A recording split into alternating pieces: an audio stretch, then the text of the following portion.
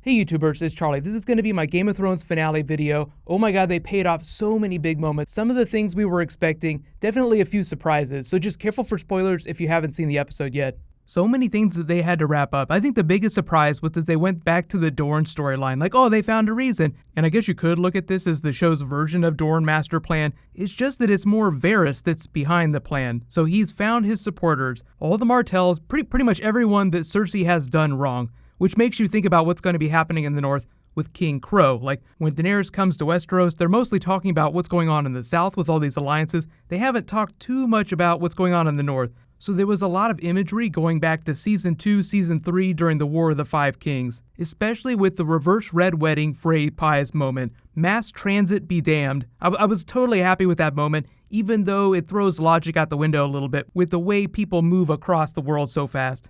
So top 10 WTF, I'll explain book stuff as we go. There was a lot of book moments in here, but obviously they've changed a couple things because there are characters on the show that are dead in the books, there are characters in the books that are still alive. So Dan and Dave said a lot of the way they're building drama in the final two seasons is in working with the characters that they do have, like Mad Queen Cersei. But here we go, top 10 WTF. Number 10, everybody getting ready for the trial. So this is just an amazing use of silence. I mean, there was a little bit of music, but for a large part of this episode, it was dead quiet. It just makes things feel so much more serious compared to other episodes when there are drums banging, when people are running, like Arya's chased through the streets. So I always give mad props to the show for the way it uses music, or the way it doesn't use music, as is the case with the preparation for the trial. So number 9 is Loras confessing all of his crimes. He confesses to everything completely. They give him the special Faith Militant tattoo, just like carve it right into his forehead. You can totally see in his eyes that he believes everything he is saying. You have to remember that Marjorie, who seems like she supports the faith, is really putting on an act. She's just trying to survive. But the problem is she's been trying to save her brother, and it almost seems like she can't, at least up until Cersei gets her way. But number 8, Pycelle is killed by the little birds, and while it isn't funny, there's a certain comedy to it. Like, as in he's getting ready, he's kind of being very smug. He tells the whore that he's going to pay her later. So it's fun the way they had these scenes juxtaposed with the Loras scenes. Like, Loras is admitting to all his crimes, all of his falsehoods, and accepting the gods. And it's almost like Pycelle is being very false, in that he wears the chain of Grand Maester and is supposed to have a life of service, even though he's enjoying all these things that he's not supposed to. So him dying is almost like a form of justice. Like Qyburn, as evil as he seems, is really just a scientist that wants to serve. He has no grand ambitions, he doesn't bear you any ill will, he's just serving the will of the Queen Cersei. So because Qyburn seems like he's one of the few people that has some sense in him that's around Cersei, I'll be curious to see how he reacts to Varys and all these other people, all these other forces that are swirling around. But of course, number 7, Lancel finds the wildfire. I think we all expected it to happen. It wasn't so much about surprise, it was more about suspense. Even though it's all meant to be very cinematic, the way they film it, all the props that they use, it's actually fairly ingenious, using little candles as fuses to set the wildfire off. But I was so happy that they blew the Great Sept up instead of the Red Keep, because there's wildfire all over King's Landing. But I guess you could look at Cersei as having used all of it. But the interesting thing is that scene, the footage, is taken directly from Bran's vision. So now we know that Bran not only sees into the past, but he also gets visions of the future. What about inside the Great Sept though? As Marjorie, like the wheels in her head are starting to turn, oh, Cersei doesn't want to come. She's not showing up, maybe she's up to something. We need to get out of here right now. I feel like this is the writers not trying to throw Marjorie under the bus, even though she's always been a secondary character to Cersei. Cersei's always one of the biggest, if not the biggest character in King's Landing, so anytime someone comes up against her, you know that she's probably just going to railroad them. So I feel like this is them just trying to balance the Marjorie character out. She was much bigger on the TV show than she was in the books. She wasn't that big of a character in the books. But number 5, speaking of wildfire, I bet you they have plans for how to make more of that in the Citadel. This was actually some of the rare comedy in the episode, just like this really funny Hitchhiker's Guide to the Galaxy bureaucracy moment where he enters the library and it's just this awkward silence, just a little physical comedy as he tries to explain what's going on. So yeah, sorry we didn't tell you, Maester Aemon died, the old bear died, Jon Snow's been Lord Commander, a whole bunch of stuff has happened, but we've been so busy, that's why we haven't sent a raven to let you know what's up.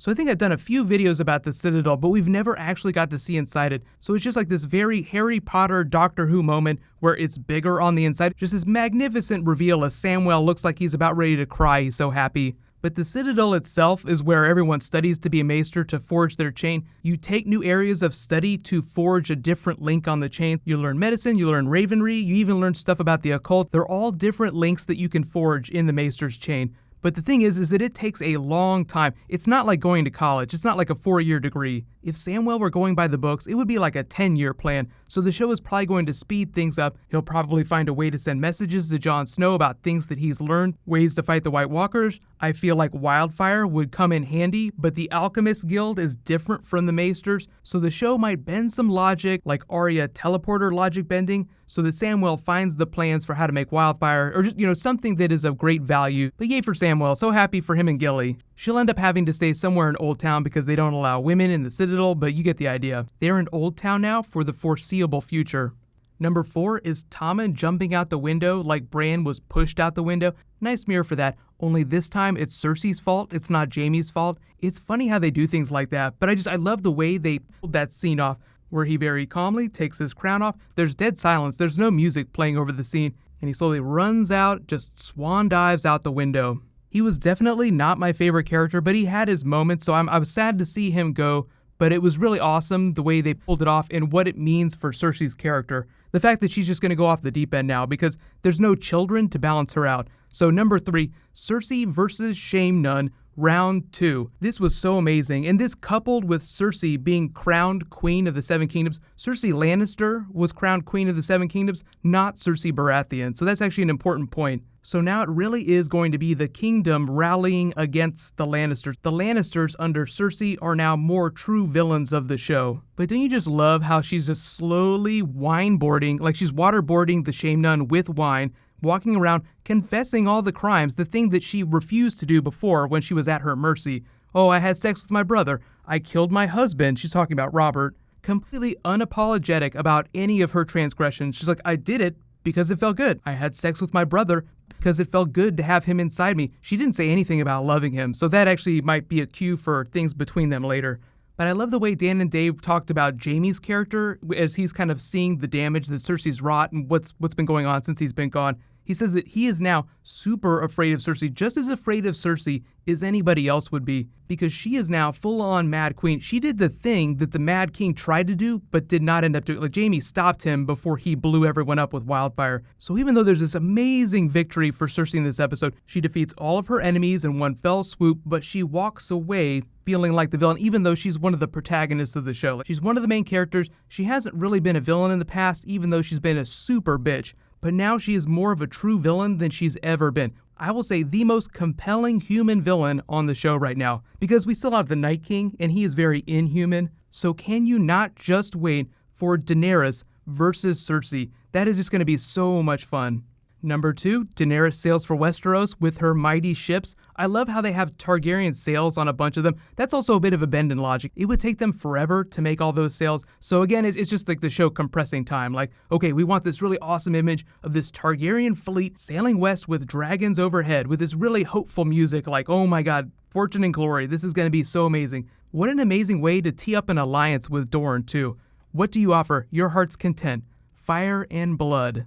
And of course, my number 1, no surprise here, Bran finishes the Tower of Joy vision, sees how Jon Snow was born, how Ned became honor-bound to protect him from Robert and everyone that might want to kill him in this really tender moment. I really love what the actress, Lyanna Stark here, did with this. Obviously, it's a different actress because she's much older than the last flashback that we saw, but it was still a very amazing scene, even though it was very brief. In the way they transitioned to Jon Snow's face, there was really 2 reasons for them to do that. 1, it looked amazing. It was a very cinematic way to film that transition scene. But 2, it was a way to tell people who don't read the books or don't read about the theories who that baby was. Like, oh, we're looking at Jon Snow here. Because Lyanna kind of softly whispered the name to Ned. You almost couldn't hear it if you didn't turn the volume way up.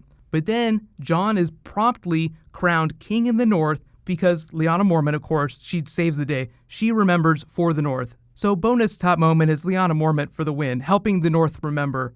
And I know I haven't really talked about the Sansa Littlefinger stuff. Really, what I feel like is going on in that storyline, he has a big reveal where he's like, I remain true to my conviction by telling myself over and over that I'm going to make it a reality. It's me sitting on the Iron Throne with you. That was a surprise to me, the fact that he wanted to be on the Iron Throne with Sansa.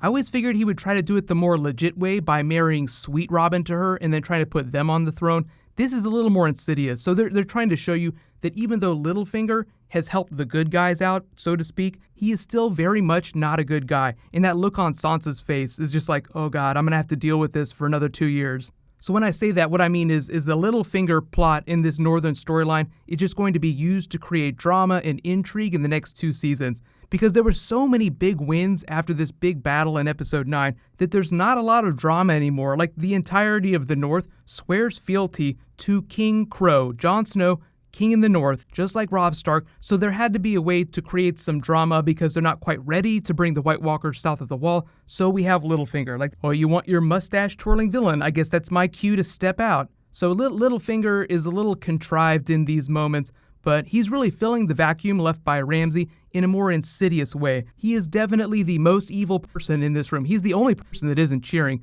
Sansa even smiles. She actually seems genuinely happy for Jon Snow, and I feel like even if she gets led astray by Littlefinger, like Dan and Dave were like, in this moment, she's a little jealous of Jon. I feel like she's going to do the right thing. But you can see how Jon Snow might be stepping on some of Sansa's toes now. They're going to have some awkwardness at the beginning of next season, but hopefully they don't mire themselves in bullshit like that. Like, what I'd really like to see is Sansa be like, no, you take this seat, this is yours, I'm totally happy to be here, as long as you consult me, and some of the drama will come when Jon Snow makes decisions without her. So yeah, it might get a little soapy, but I don't think it's going to devolve into bullshit. Let me know in the comments though, what was your guys' favorite moment from the episode? Was it Cersei being queen? Was it the Jon Snow reveal? I definitely say there were so many things that we expected to happen in this episode that happened. I was so happy that they paid them off, like the Jon Snow stuff. Cersei being a true villain, I didn't expect her to be crowned Queen of the Seven Kingdoms. That, along with Arya Frey Pies, probably the biggest surprises for me from the episode. But I almost forgot to talk about Frey Pies. So Frey Pies is a thing from the books, like Walder Frey's family being cooked into pies, then those pies being served to him. But the Arya stuff is the off-book stuff. So you see how Arya is probably going to be coming back, crossing names off her list in the next season. So even though I'm really excited to see Daenerys butt heads with Cersei, I feel like if anyone's going to kill Cersei now, it'll either be Jaime or it'll be Arya. And I think it'll probably be Arya. It really does feel like the show would give Arya that kill, now that she is back in Westeros and kind of running around independent. So going into season 7 now, we have the King in the North, we have Queen Cersei, then further in the south, we have the Daenerys Alliance. So it's almost like Westeros is now broken into 3 different pieces. We have Jon Snow up in the north, Cersei ruling in the middle, and then Daenerys ruling down in the south. So you can kind of see how the show is plotting Daenerys' route out. She'll slowly make her way up to the wall. She'll have to go through Cersei to get there. She'll get to Jon Snow. Like Dario's like, who are you going to marry now? I don't know. I'll put this image here and just let you guys think about the idea that Targaryens traditionally wed brother to sister, although technically Daenerys is Jon's aunt because Daenerys is the daughter of the Mad King and Jon is the son of Rhaegar Targaryen, the Mad King's oldest son. So get hype. It was a great season. But new round of the giveaway starts now. All you guys have to do to enter is be a subscriber and leave a comment on this video. My next video will probably be Season 7 predictions. There are a couple really easy ones. The show definitely teed up some really easy stuff where it's going to pick up next season. But I always try to expect a few surprises. So let me know what you guys think of the episode in the comments, and we will follow up tomorrow. So while you guys wait for my next video to post, you can click here to learn a little bit more about why it was so important that Jon Snow's mother be kept secret. And you can click here for last week's episode 9 video. Thank you so much for watching, everybody. Let's high five. I'll see you guys tonight.